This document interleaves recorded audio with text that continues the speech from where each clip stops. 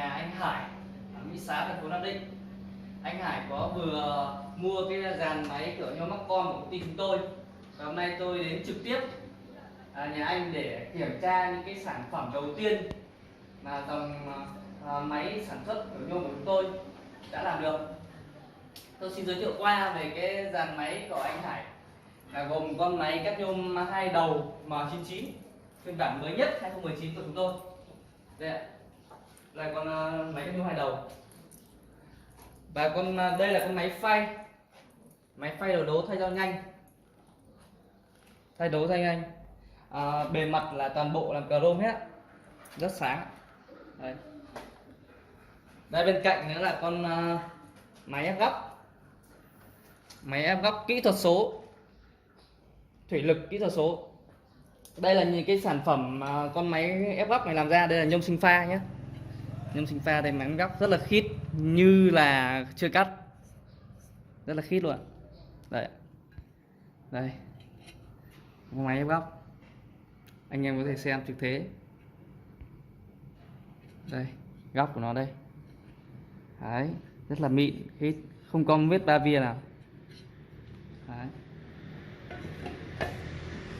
Đây, sau đây là tôi sẽ sang cái sản phẩm của máy cắt đây ạ. Đây là máy cắt cũng nhôm sinh pha nhé, nhôm rất là dày.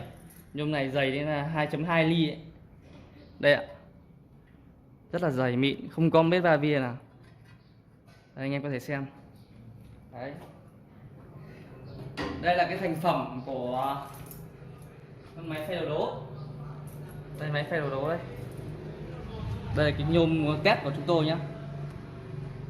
Đây phay đầu đố. Đấy, không có một chút ba via nào luôn. Đấy, anh em có thể xem. Đấy là 3 cái máy cơ bản để làm một cái bộ sản phẩm của nhôm hoàn chỉnh. Đấy. Sau đây tôi sẽ vào một số cái mẫu nhôm mà con máy này làm được. Đây là dàn máy làm được. Đây là nhôm sinh pha nhé, cũng ép góc rồi. Đây, góc rất là chuẩn, không lệch phân nào. Đây là máy cắt. Đây nhôm PMI này. Nhưng này nhôm của Malaysia, dày hơn cả sinh pha luôn. Đây là thành phẩm bắt ken nhảy.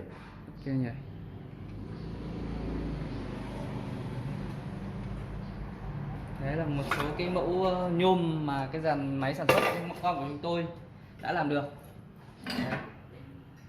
Đấy, tất cả sản phẩm rất là nhiều. Đây là tất cả test nhá. Đây là anh chủ xưởng.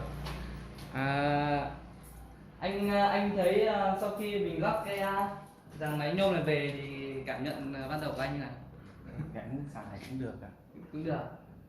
Đấy, máy khỏe không, mà cắt nó có được mịn như mình mong muốn không? Dạ được ạ. Anh mua được khoảng 1 tuần rồi nhỉ? Vâng. Đấy thì anh đã làm được cái kiểu là để nhận được công trình cho khách hàng chưa? Đã nhận rồi. Rồi. Khách hàng đã có những phản hồi gì không? Dạ không ạ. Ok. Tức là con máy này là làm kiểu nhôm là cũng ok rồi ạ. Đấy.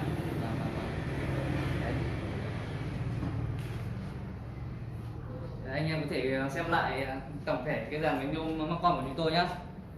Đấy.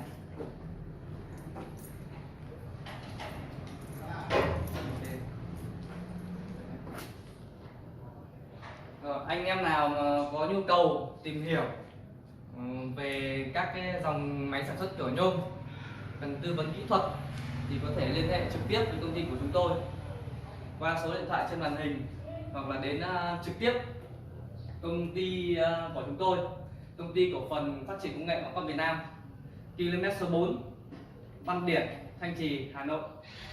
Cảm ơn anh em đã xem video.